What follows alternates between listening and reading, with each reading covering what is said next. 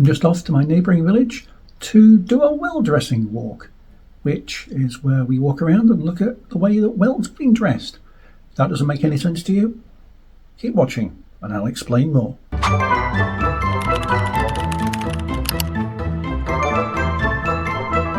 Every year on the first Sunday in May, a local village to me decorates its many wells and springs, and there's a community walk that visits and acknowledges them all. Well dressing is a tradition mainly marked in Derbyshire and parts of Staffordshire. We're quite a way north of that, so it's strange to find it up here. Ancient people would have settled in this area because of the springs of literally life-giving water. The principle is to celebrate and give thanks for the life-giving and agricultural properties of water. Here, though, it's more a way of getting the community together for a walk and to give the local children something to show off their artistic talents. Every year there's a theme. Last year was sport and leisure, this year was literature. So each well was adorned with a different literary bent. Everybody here, just down there is the wellies. So our local school children have planted out these wellies as part of our well dressing trail.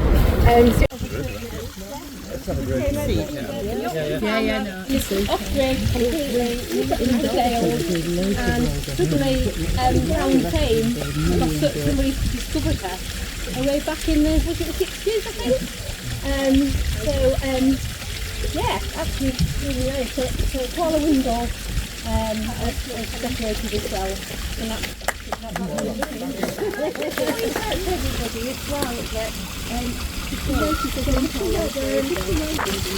Christina Freud, who sadly can't be with us today. If I just read out what's his quote, it's a quote from the Bible, and it says, "Consider the lilies of the field, they neither toil nor spin, and yet I say to you, even Solomon in all his glory was not arrayed like one of these." Oh, the Jabberwocky. So this is a book. This is illustrating the Jabberwocky, which is a poem, isn't it, by Lewis Carroll. T.S. Eliot. No. Lewis Carroll. Lewis Carroll, of course. I couldn't think of it. Lewis Carroll. She hasn't put it on the bottom there. So this is Jane Jackson. Jane Jackson's decorating, and her family, I think, as well, probably inspired it. So a little round of applause for Jane. Do you want me to read it? Well, I'll read the first verse and the last verse. 'Twas thrilling, and the slithy toads did gyre and gimble in the waves. All whimsy were the borogoves, and the moan waves outgrabe. 'Twas thrilling, and the slithy toads did gyre and gimble in the waves. All mimsy were the borogoves, and the mome rags outgrabe. Well, which we're reliably informed is the Lydgate Well. Lydgate Well, yes. Has been decorated by Marcus, and he has written a poem which is a bit of an ode to the crawlies that you can see around and about walking with his dog. So it's called Shaken Not Stirred. And then turning left onto Dean House Lane, I saw my life was about to change. With Ted at my side and no fear of pain, I made my ascent up epic Cow Lane. The March sun was strong and the cobbles slippy. I said, "What have I done?" And Ted told me dippy. And on the great climb towards Thorny Lane, I heard lots of voices calling my name. This is Joe's second time. Joe Brent has very kindly decorated as well. It's a bit of a darker theme than what we've currently seen. I'll leave that to your interpretation. People who live fairly close to the well, if they can dress their well. There has been a little bit of movement around this time, because obviously you can appreciate, I mean, some of them, they take quite a lot of setting up, and they need to be set up fairly close to the time of the day as well. Usually people live fairly close to the well. Suki lived fairly close to, It just tends to be the people who tend to live close. And also now that I've got Suki, that was her first time as a well dresser. I'm not going to let her go because she did such a fantastic job of it. So usually if we know that we've got well dressers, we usually try and get them to do it again for us. So. By Jessica and her daughter Erica, and she's going to tell us all about it. So me and Erica have decorated this wall with some of our favourite books, just a small selection because there are many favourite books. And I'm going to read a poem, if I can find it, which is about poetry, but I think it applies to all books. Notes on the Art of Poetry by Dylan Thomas. I could never have dreamt that there were such goings on in the world between the covers of books. Such sandstorms and ice blasts of words, such staggering peace, such enormous laughter, such and so many blinding bright lights, splashing all over the pages in a million bits and pieces, all of which were words, words, words, and each of which were alive forever in its own delight and glory and oddity and light. And also some of the way by they Rebecca Lloyd, who unfortunately can't be with us today. This is her interpretation of very well. She's very kindly printed out a poem for us to share. The poem is called The Waterfall by Frank Dempster Sherman. Tinkle, tinkle, listen well, like a fairy silver bell in the distance ringing, lightly swinging in the air.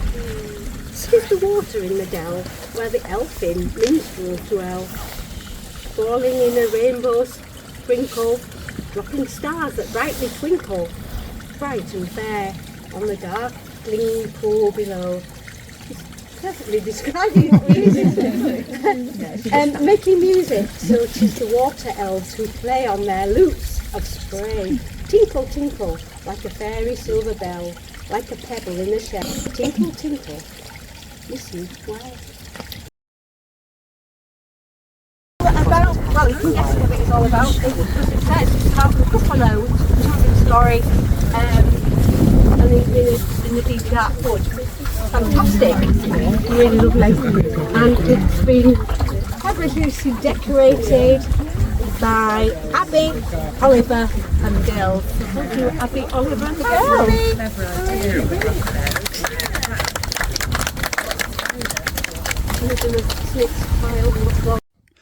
The one thing that's nice about this small village, Midgely, is that it is in the countryside, and the wells are quite well spaced out as far as a small village can be. But what that means is if you're walking around them in a loop, you do get to see some quite pretty countryside. Admittedly, some rather steep hills when you go onto the moorland, but it's nice to just look out over the valley that you're at the top of and just see it all. And it just gets you out. It's quite nice to be in the countryside, even when it's damp like this. Thank you.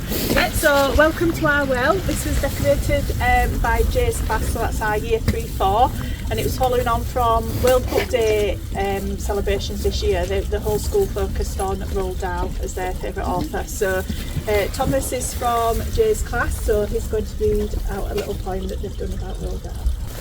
Jay's class at Midgely School chose Roald Dahl as our theme for the world this year. We chose him because everyone could name a story that made us laugh when we were little, that still makes us laugh now.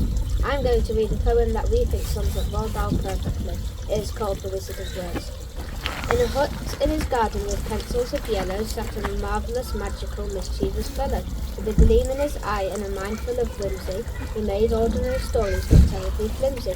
He gave us the giant who was ever so good, and the very, very clever, vengeful pig. He told us of a factory, sugary and sweet, and a hungry crocodile who would happily eat feet, but warned of the twits, both dirty and vile, that were tricked by muggle woman and a wicked smile. From James with a peach to a small girl with a book, his words ran away with the food, a fantastic fox nut. He made us laugh loudly and shudder with fright, with stories of champions that brought us delight. So tip your grand high witch hat and give him a cheer, the wonderful world that brought joy and brought fear. He's the master of tales, both wicked and kind, the magnificent, marvellous Roald Dahl man. By the time we got to the last well, the group had kind of dissipated because it's not very far to the end from here. It's just slightly up the hill to the cafe where we all met afterwards for some food. and I think by this point people were getting hungry. So we reached the 12th well, and then the group kind of dissipated. So there's no voiceover for this well. What I will say is that it's all about Jules Verne, and obviously Jules Verne is, one of those epic science fiction travel writers that were popular in the Victorian times. What I will say is that that well, as far as we know, is not a portal to the centre of the earth. The cafe, by the way, is generally open only one Saturday in the month, and for special events like the well dressing walk. It does very simple things. It does coffee, it does tea, it does bacon, egg, mushroom and sausage baps.